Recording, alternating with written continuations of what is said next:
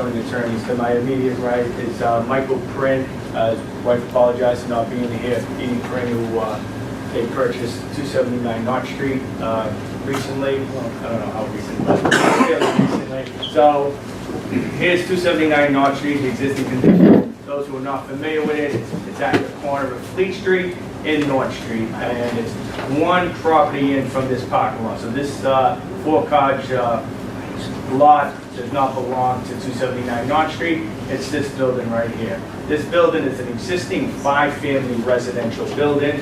What we like to do is change the legal occupancy from a 5-family residential building to a 3-family residential building. We're going to have 2 rental units, one on the first floor, one on the second floor, and the 3rd floor, 4th floor, and hopefully the new 5th floor will be owner-occupied unit for Mike and Petey, who have 3 young children that go to schools here, belong to our Nazaro Center. They have 35 years of residency here in the neighborhood. So they want to make this his home. And also we want to increase some living space into the basement. Since we're cutting out the entire building, we're going to renovate the basement, just really for storage, but it will be renovated space. And then also we would like to add some living space, so we'll get a better view of right here in between 279 Knott Street and 277 Knott Street. There's about a 3-foot space. We want to fill that in on the 2nd, 3rd, and 4th floor, and then with the 5th floor addition, just go up against the wall. So we're adding living space here in the basement and on the roof. I think I just went through. All right, so we went through the proposal. The lot size is a little over 1,000 square feet. It's the waterfront neighborhood shopping district. Most people think it's in a residential multifamily, but it's not. Gross square footage of these 5785. The zoning analysis, by filing our long form application and proposing some changes, we have encountered some zoning violations that we need relief from. The first one is the FAR. As we know, same thing as the last proposal, FAR is 3 in this area. It's a pre-existing violation. Right now, we're probably about 3.6, 3.9. By adding the additional living space, including the basement, going on the side of 277 and the additions, we're going to 5.38. The building height, no violations. The building height in the north end is 55 feet. Our proposal is 47, 10 inches. We're hope to add about 10-foot story, so it's about 37, 38 feet high as of right now. Open space in the waterfront subdistrict is 50 square feet per residential unit, which means you need 150 square feet of open space. However, we do have 347 total. I believe we meet that requirement. I'm surprised the plans examiner had cited us on an open space, but we're now working with the plans examiner to rectify that. I don't believe it's a violation. The rear yard insufficient. What that means is 20 feet. You have to be set back 20 feet from your property line of the abutter in the rear. This is a pre-existing violation because right now the property is already set back on the property line, within 20 feet. But our addition is set back 10 feet 4 inches on the proposed addition. It still creates a violation.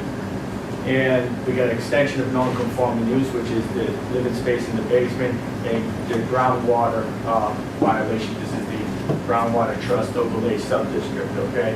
And what we have to do is get a letter from the civil engineer, which Mike Prin is working with civil engineer to make sure that we're not affecting any of the ground level, the water's ground level. And once again, roof structure that we just seen recently, because we are changing the structure of the roof, we have a roof structure violation. Let me point out Mike Delarusso, who is a lifelong resident of the neighborhood. He was the general contractor in this area for this project. He's done a tremendous amount of work in the area, so knows how to navigate through our small streets and putting on additions. So this is just kind of an area view where we are. We are here, really, so other than 57 Fleet Street, where Jake will speak tonight, our abutter owns the top unit here. and we've been working with Jake, and I want to thank Jake for meeting with us the other night, working with him and try to mitigate some of the concerns that he had, and everything else, we're really surrounded by 55-foot property. So when we put our one-story addition on, we're going to be set back 10 feet 4 inches, as I said, and we're going to be about 5 feet below this roof, which is 277 North Street. So we'll be right about 4 or 5 feet below it. This is the existing building as a straight-on view. So as I mentioned, we're going to fill in this gap. We're going to make changes to the front that we'll see. So as you see here, this is the entrance to the unit number 1. However, during the renovations, we're going to move that entrance to the side here, and we're going to keep this entrance here. So this entrance is going to be the main entrance and a new stairwell to enter unit number 1 and unit number 2. This entrance here will be the exclusive use of the owner-occupier, which is Mr. President and his family, and you're going to be able to walk straight in, and I'll show you the floor plan. There's going to be an elevator, it's going to be a stairwell that you can go to his unit, which will occupy 3rd floor, 4th floor, and hopefully the 5th floor. And then you can also access the basement. This unit will not have access to the basement, although the basement is not, we're counting it as living space, it's not attached to his unit, but we're going to mainly keep it as storage, but we want to renovate the basement since we've gotten out the building. Rendition of how it, the rendition, I know it's tough to see, but that's how it's going to look when next to 277 North Street, and just really another view from North Street. So if you're at North and Lewis Street, which is Lewis Street runs this way, and you're looking down, this be 50 Lewis Street right here. Floor plan, simple basement floor plan, just a finished basement. Elevator, the elevator is going to stop at the basement. It's going to stop at the 3rd floor, 4th floor, and 5th floor only. It's not going to stop on unit number 2. Okay. And in first floor floor plan, as I mentioned, we're going to have the entrance for the owner unit. You're going to be able to access the basement here. You can access the elevator or a stairway going up, and an elevator which can go down to the basement. 3rd floor, 4th floor, and 5th floor. Unit 1, 2-bedroom unit. Unit 2, 2-bedroom, 1-bath unit. And Unit 3 is a total, including the basement, 3,122 square feet. It's a 4-bedroom, 3.5 bath, 4 bedrooms. They have three young boys, and you'll see the bedrooms here for the children, 1, 2, and 3. And 4th floor, master bedroom for Mr. Print and Petey, and some additional living space, elevator here. And going to the 5th floor, new addition here is going to be a kitchen, living space. We're going to have an outdoor terrace here, which is about 165 square feet. We're working with Jake to try to make some modifications because Jake is here, and right behind us, we want to make sure that there's enough privacy for Jake and privacy for the Print family. But this is a small outdoor terrace, really just for a table, extension of the kitchen, so we can have some dining outside. Here is a stairway that goes to the roof. This is an open air stairway. There is no head house, so it's open air, and this will get us to the roof area. So open air stairway gets us over to the roof deck. Once again, this is the proposed roof deck. Once again, we're working with Jake, we're working with our architect, and try to make some adjustments for the roof deck so we can address some of the privacy concerns that some of us had. The elevator shaft, there is no elevator shafts. They're going to be up new hydraulic elevator, maybe 18 inches from the roof. So there is a railing, and you're not going to see the elevator shaft. It's not going to extend. This is the 47 right here, this dotted line, 4710, and then this was a solid railing going around the building, which is about 36 inches.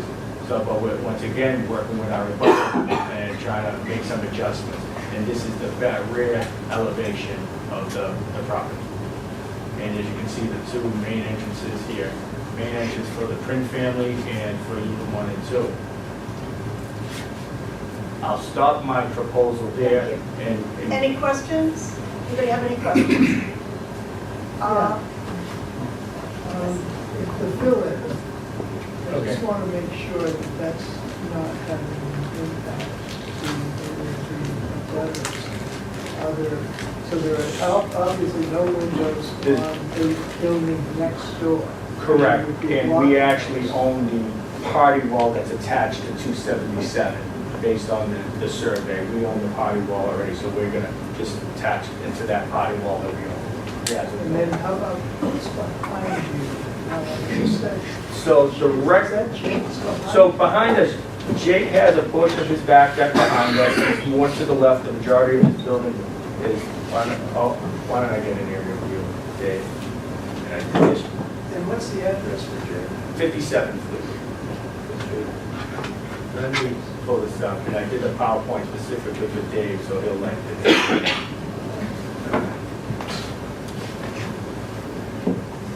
Sorry, I'm gonna get to So, all right, this is us, Dave. Here's Jake. All right. And what's his Raymond's? So Jake. Wait. If Jake is here? I'm Jake. You're Jake? Oh, yeah. So would you care to say anything? Sure, absolutely. I didn't know if there was going to be No, a why don't you go right ahead? Yeah, absolutely. Since your name is being taken advantage. You'd be surprised how frequently that happens. Yeah, this is your opportunity. Perfect. So, And can you just state with your name and Yeah, address? absolutely. As Daniel said, I'm Jake Gutterman. I live at 57 Fleet Street on the top of the building, and the deck is private use only. I bought the unit about 3 months ago, so it's all very, very fresh and very new to me. I do want to echo what Dan said. We have been meeting, and I'm very appreciative of the family and of Dan for making the time to talk through this and make sure that we're all trying to work towards a reasonable resolution that everybody is comfortable with.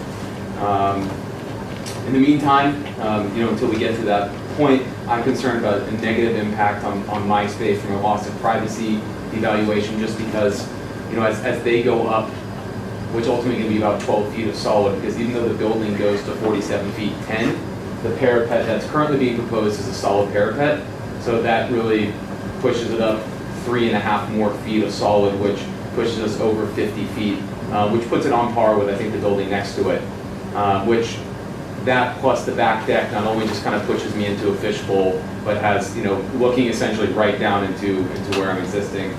I printed off some pictures. I don't have a full presentation, but I can pass them around just of, the existing wall as it is. But, in the end, and Mike and the prints came over last night, or 2 nights ago, just to look at it and absorb it. But, yeah, it's a loss of privacy, a loss of light, a loss of everything up there that I got 3 months ago. And So is that you just behind the building? yeah, so I can come up here, sorry. Yeah, you- I'm sorry about this. Sorry, I'm still thawing out from that air conditioner over there.